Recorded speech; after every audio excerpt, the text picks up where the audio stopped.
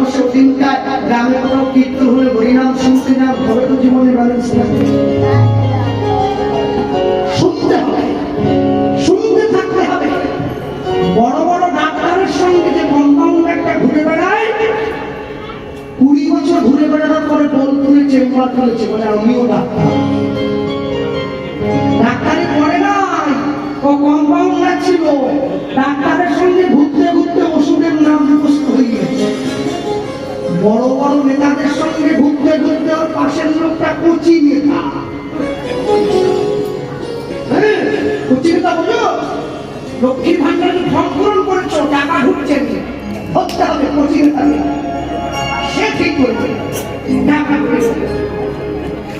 তেমনই ভক্তদের সঙ্গে ঘুরতে ঘুরতে ছোট ভক্ত, কেন লোহা গরম লোহা